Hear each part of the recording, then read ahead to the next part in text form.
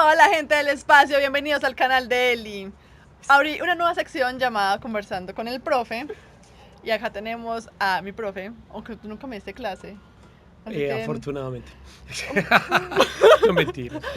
Hola Eli, ¿cómo estás? ¿cómo te llamas? Mario Arenas, profesor del CES, de la Universidad CES.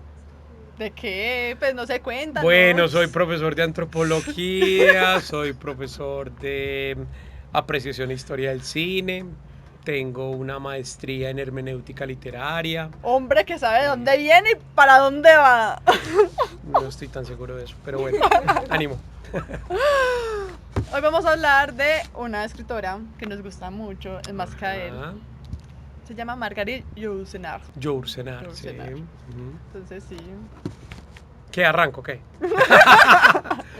Pues obviamente hablar de la Margarita, hablar de la Margarité o de la Yourcenar es tal vez una de las cosas más deliciosas, más fascinantes que haya en el mundo de la literatura, porque estamos hablando tal vez para muchos considerada la mejor escritora del siglo XX, tal vez la mujer que mejor logró plasmar a través de su pluma, a través de su estilo, a través de una profunda sensibilidad, digamos que una muy buena cantidad de reflexiones, sentimientos, historias, anhelos, que se haya registrado, vuelvo y repito, en la historia de este siglo, del siglo XX. Ella se nos muere pues por allá en el 87 y obviamente pues su imagen, su recuerdo, su legado es tan supremamente profundo que, como les digo, es tal vez considerada la mejor escritora del mundo en el siglo XX. Para muchos, yo creo que es una discusión bastante boba, pues no se trata de decir que hay que poner a competir a la Yourcenar con Virginia Woolf o hay que poner a competir a la Yourcenar con Gabriela Mistral o con cualquier otra gran escritora, no, cada cual es cada cual, pero la verdad es que eh, me atrevo a pensar que el que lea la Yourcenar nunca lo olvidará, o sea que la Yourcenar deja impronta, la Yourcenar es tal vez una escritora de esas que toca el espíritu, toca la fibra, la sensibilidad, mejor dicho, es absolutamente inolvidable y con una pluma exquisita, profunda, muy, muy bien elaborada, con unas grandes investigaciones históricas. Sí, no, incluso yo creo que ella llegó también a ser tan grande porque la familia le apoyó mucho, especialmente el papá. El papá le Uh-huh. dio la educación, que hizo que fuera súper estricta y esmerada, entonces eso también le ayudó a poder cumplir sus sueños, porque en Uh-huh. esa época las mujeres ya no podían ir mucho a la universidad, no podían hacer una maestría, una Uh-huh. especialización. Sí, digamos que la historia de la Yourcenar es la historia de, primero que todo, una mujer rebelde, pues una mujer que logra como eh, imponerse a la época, como de atravesar la época. Segundo, meterse en un mundo que es muy complejo, que es el mundo de los escritores, sobre todo pues porque el mundo de la escritura es muy dominada por lo masculino. Tercera, es una mujer que, aunque todo parece indicarse, le encontraron algunos hombres por ahí, de todos modos es declarada lesbiana, pues, o es una mujer que siente profundamente el amor por otra mujer. De hecho, uno de los elementos más interesantes que creo yo tiene la escritura de la Yourcenar a través de la sensibilidad que maneja es un abierto apoyo al homosexualismo y a todo lo que tiene que ver, digamos, con los amores extraños. Incluso por ahí hay también algunas historias en las cuales habla de lo que significa el incesto, de lo que significa los amores prohibidos. La Yourcenar es una escritora, pues primero que todo muy prolija, pues escribió mucho y digamos, como la temática que abarca es muy amplia, muy grande.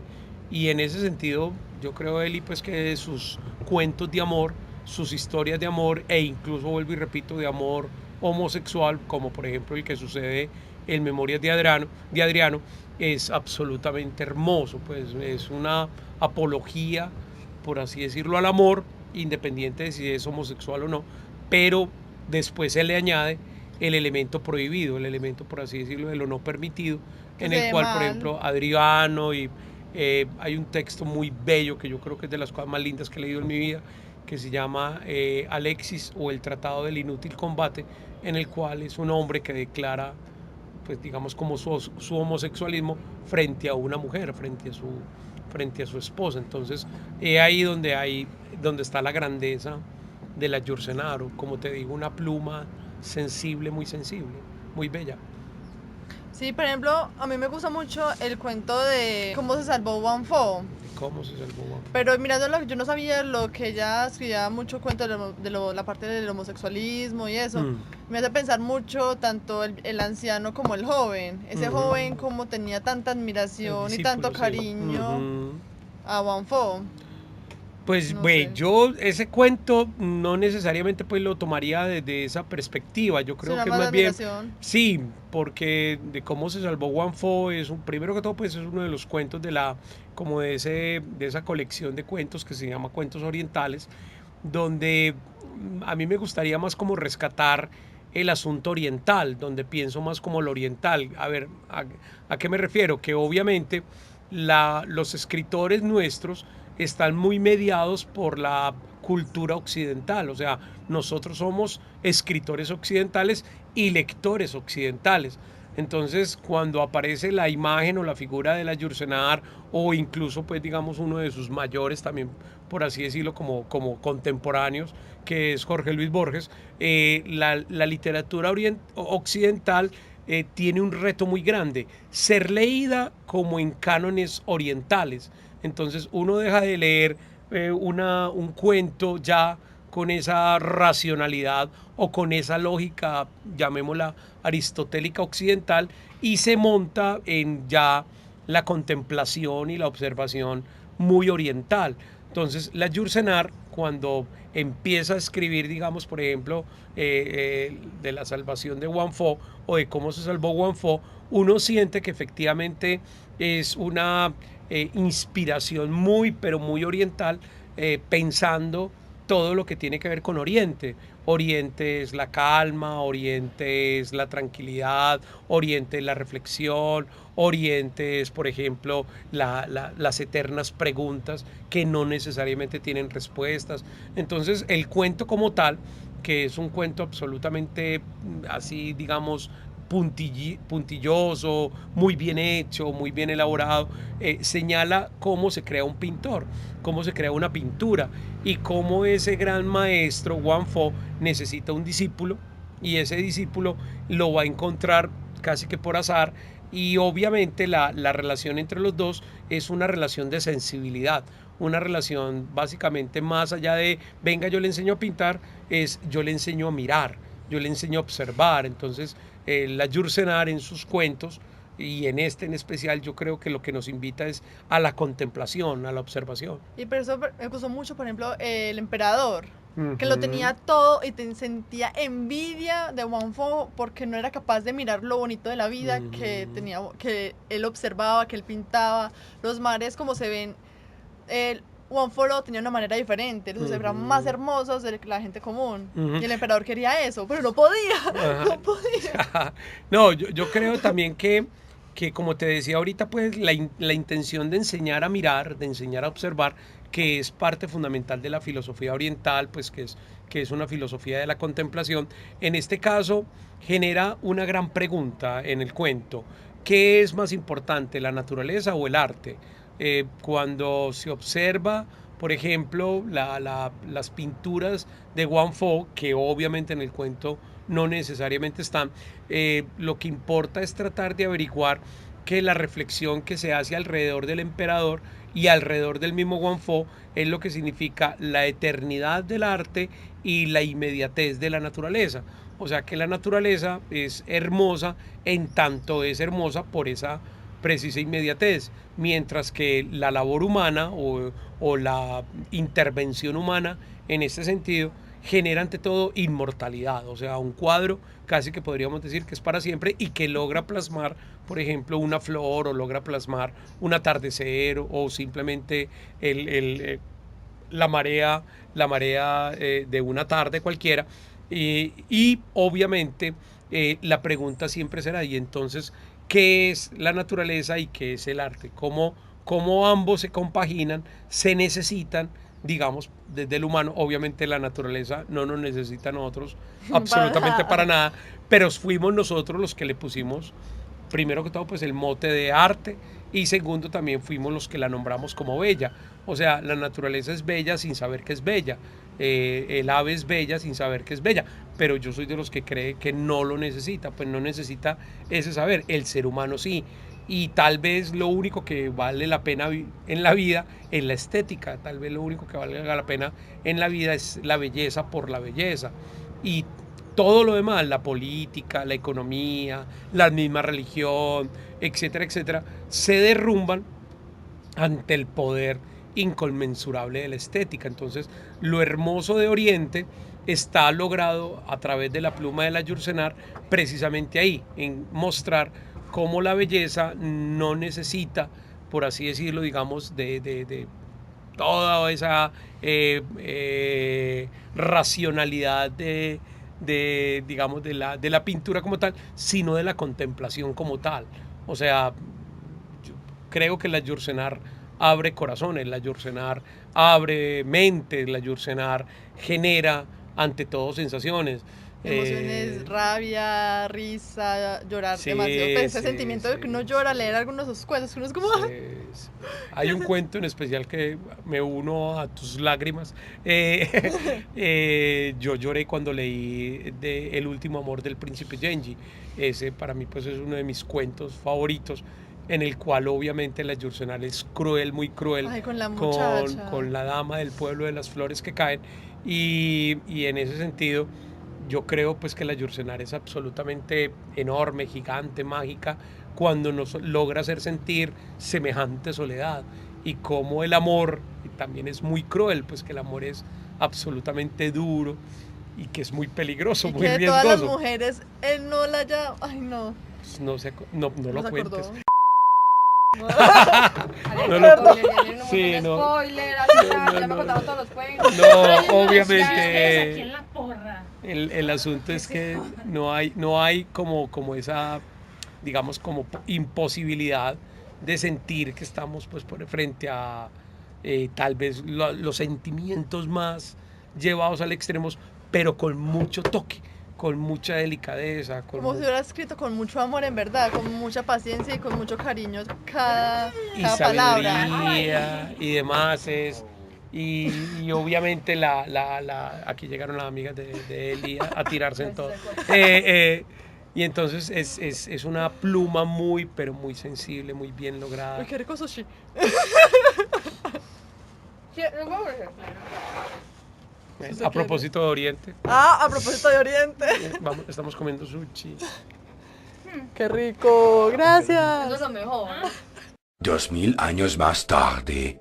Entonces, simplemente como para concluir, como para terminar, pues obviamente una profunda invitación a los seguidores de tu canal a que ojalá algún día pues lean a la Yourcenar, que se den cuenta pues que la Yourcenar es, digamos que, tema obligatorio en la literatura, que la Yourcenar hace parte, pues por así decirlo, de las escritoras absolutamente privilegiadas, pues de las absolutamente, digamos, reconocidas y recogidas por todo lo que significa la historia de la literatura como tal, independiente sí o no de si se ganó el Nobel, independiente de si se ganó miles de premios. Eso, yo creo que los premios están por debajo de ella. Los premios no hacen parte ni siquiera como de su grandeza. Es como si uno se pregunta si Miguel de Cervantes Saavedra se ganó el premio Nobel. Es bastante tonto, bastante estúpido, por así decirlo, aunque a mucha gente le encantan los premios y hay mucha gente que lee a autores simplemente por los premios y no por la sensibilidad.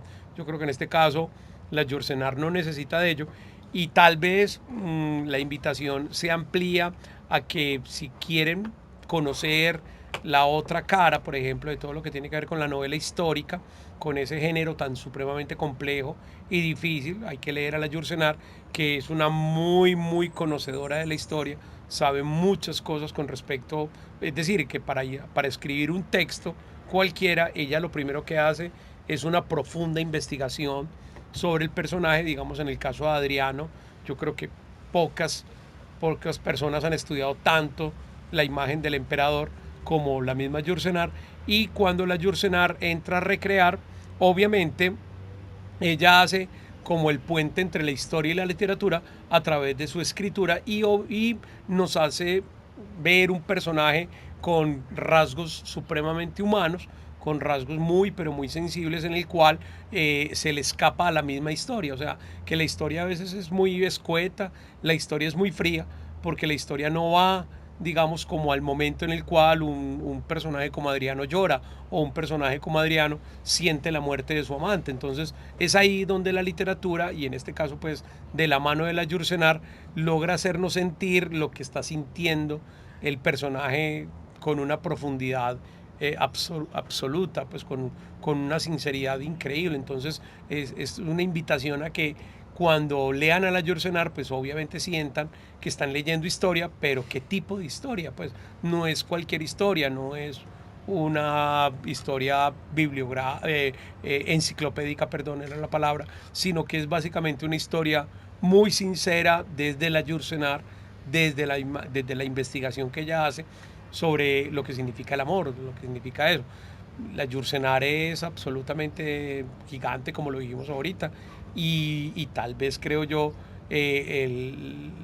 hay varias novelas históricas que hay que mencionar, pues esa, la de Memorias de Adriano, es tal vez la más famosa, pero por ejemplo no podemos dejar atrás una bellísima obra que se llama Opus Nigrum, sobre lo que significa la alquimia, sobre lo que significan los alquimistas, en el cual la Yourcenar toca una muy buena cantidad, digamos, de temas relacionados con ese periodo tan extraño que es el periodo medieval, en el cual ella conoce muy bien el tema, ella sabe muy bien de qué está hablando, con una pluma exquisita, profunda, muy bien lograda. Ay, muchas gracias, profe. Ay, Que conste que fue gratis. Ay, profe, pero con mucho cariño, con mucho amor viniste. No, yo no te obligué. famoso y ya. Ajá, gracias por darme lo que no quería. Pues la fama. La fama es un asco. No, pero pues, toda amable, yo toda quería, Está muy profe, bien, profe, ya. venga, Sí, tal no, cosa. está muy bien, Eli. Yo te quiero mucho y por eso estoy Yo aquí. también te quiero Ay, Dios mucho. santo. Bueno, no le voy a decir nada. Está bien. Aplausos del público. Sí. Bueno, espero que les haya gustado mucho este video. Denle like, suscríbanse y Lloren, sientan dolor, sientan tristeza, la alegría es una gran mentira, ser felices no es verdad, la tristeza es parte fundamental de la vida, las lágrimas hacen más bello el rostro, las sonrisas son completamente falsas, sobre todo si son poses. Te van a quitar video a Eli por incitar al suicidio.